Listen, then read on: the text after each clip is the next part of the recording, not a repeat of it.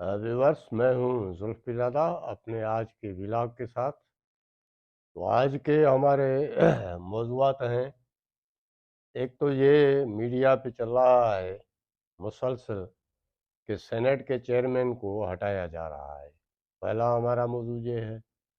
दूसरा, आज apex committee का इजलास हुआ है, उसमें बहुत अहम फैसले हुए हैं, उस पर भी ज़रा बात करेंगे। आर्मी चीफ ने ख़ास तौर पर शिरकत की है उस इजलास में।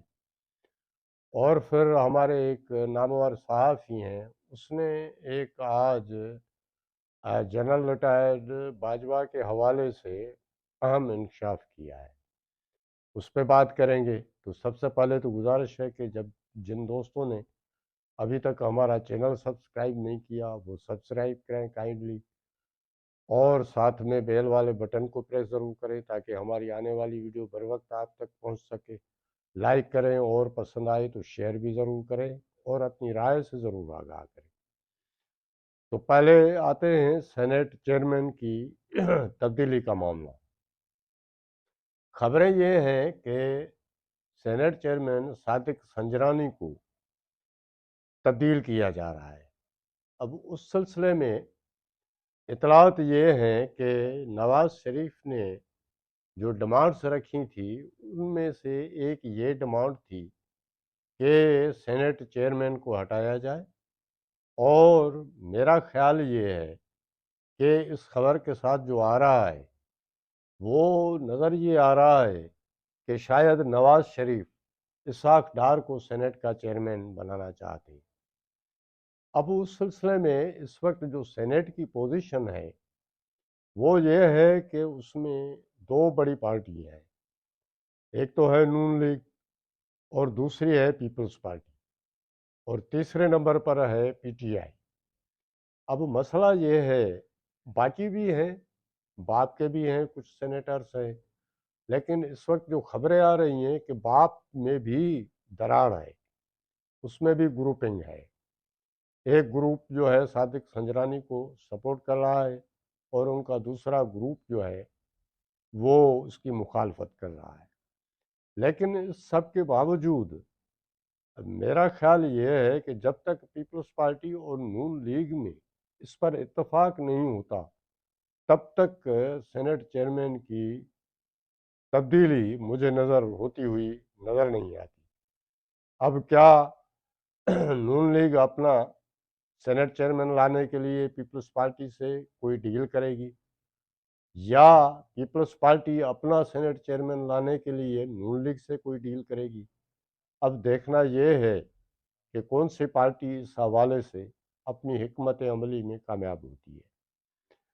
अच्छा, दूसरा हमारा जो मौजू था वो था कि एपेक्स कमेटी में वैसे तो काफ़ी फैसले हुए हैं, आर्मी चीफ ने खुसूसी तौर पर शिरकत की है।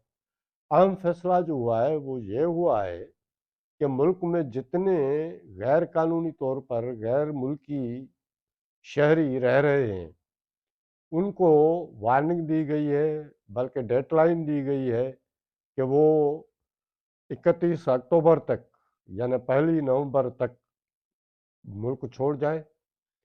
दूसरी सूरत में उनके शनाख्ती कार्ड जो उन्होंने बनवाए हैं या पासपोर्ट बनवाए हैं वो जब्त किए जाएंगे। ना सिर्फ ये बल्कि उनकी जो इमलाक है, कारोबार है, वो भी जब्त किया जाएगा। मेरे ख्याल में ये बहुत शानदार फैसला है। हमारी मईशत पर इस वक्त जो बड़ा बोझ है वो है गैर मुल्कियों का। लेकिन मसला ये है कि ये फैसला शानदार साबित तब होगा जब इस पे अमल हो। इसलिए कि एक अंदाजे के मुताबिक 40 लाख तो सिर्फ अफगानी हैं जो गैर कानूनी तौर पर यहाँ ठहरे हुए हैं। ना सिर्फ ठहरे हुए हैं, उन्होंने इमलाक खरीदी हुई है, कारोबार हैं उनके बड़े बड़े, और फिर उनके यहाँ पे रवाबित हैं काफ़ी सारे। तो इनको यहाँ से निकालना इतना मेरे ख्याल में आसान नहीं जितना समझा जा रहा है।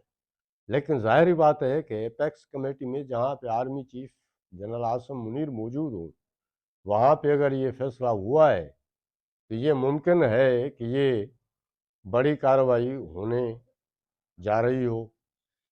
کیوں کہ اس کی کمپلیکیشنس ہیں کافی. ان کے روابط جو ہیں خاص طور پر افغانیوں کی، ان کے تو ملیٹنٹس جو فورسز ہیں ان کے ساتھ بھی ان کے روابط ہیں، کاروباری روابط ہیں افغانستان کے ساتھ ان کی. تو میرا نہیں خیال کہ اتنا یہ آسان کام ہوگا کہ خاص طور پر 40 لاکھ افغانی ہیں، برمی ہیں، اور ملکوں کے کئی لاکھوں کی تعداد میں، خاص طور پر ان کا جو آواز گاہ ہے، جو ہیڈ کوارٹر ہے، وہ تو ہے کراچی. سندھ تو ہے ہی یتیم خانہ. یہاں پہ جو آتا ہے وہ آ کے املاک بھی خرید لیتا ہے، کاروبار بھی کر لیتا ہے، پھر اس کو شناختی کارڈ بھی مل جاتا ہے، اس کا پاسپورٹ بھی بن جاتا ہے. تو اب یہ دیکھتے ہیں کہ اس کے اگر عمل کرنا ہے اس فیصلے پہ، تو میرا خیال ہے بہت بڑی منصوبہ بندی کرنی ہوگی. یعنی ان کی تعداد غیر ملکیوں کی اتنی ہے کہ وہ تو آپ کی سڑکیں بند کر سکتے ہیں. نہ صرف یہ کہ سڑکیں بند کر سکتے ہیں، وہ خدا نہ خواستہ امن و امان کا مسئلہ بھی پیدا کر سکتے ہیں.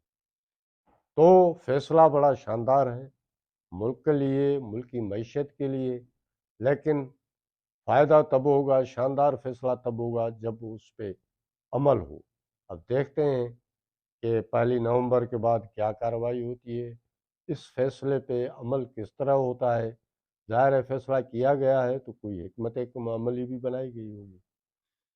اچھا، تیسرا ہمارا موضوع تھا، ہمارے ایک صحافی ہیں شاہد میتلا صاحب.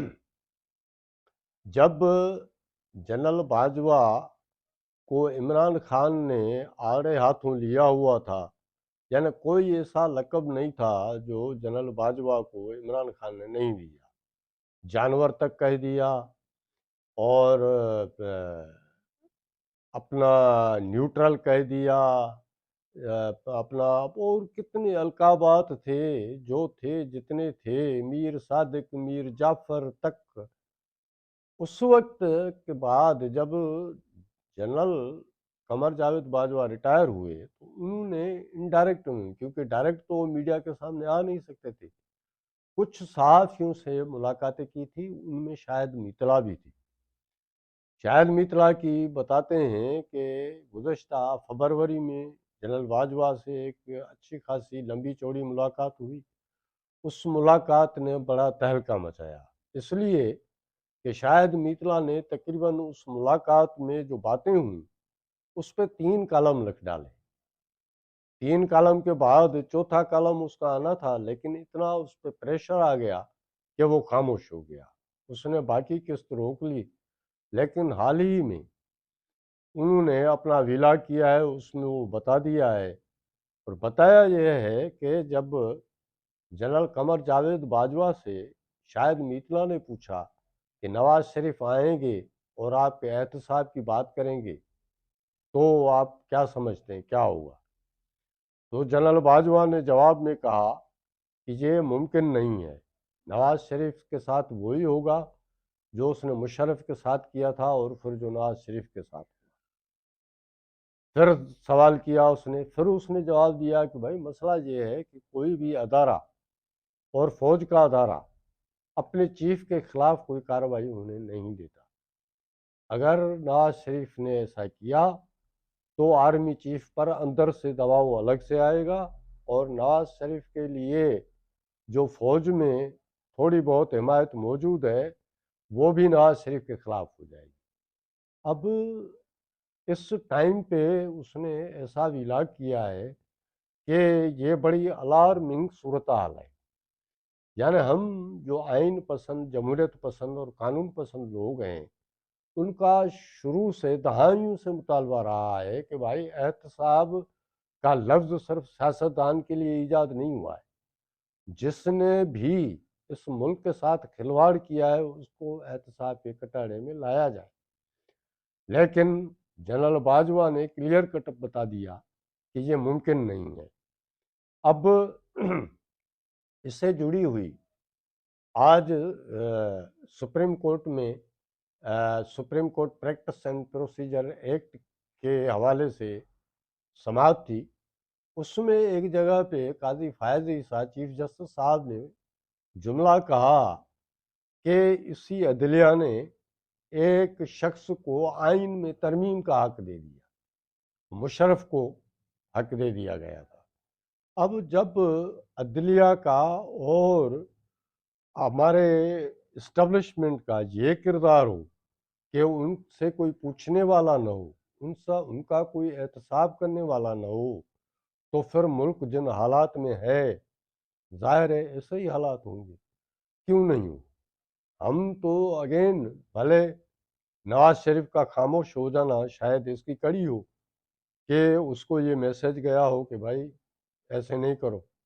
جب نواز شریف نے کہا کہ بھائی جب تک 2018 کے ہائبرڈ رجیم کے کرداروں کا احتساب نہیں ہوگا، جنرل فیض، جنرل باجوہ، آصف سعید کھوسہ، ثاقب نثار، گلزار اور حاضر سروس ایک جج کا بھی اس نے نام لے لیا تھا، تو ان کا جب تک احتساب نہیں ہوگا تب تک یہ ملک ترقی نہیں کر پائے گا، تب تک یہ ملک آگے نہیں بڑھ پائے گا۔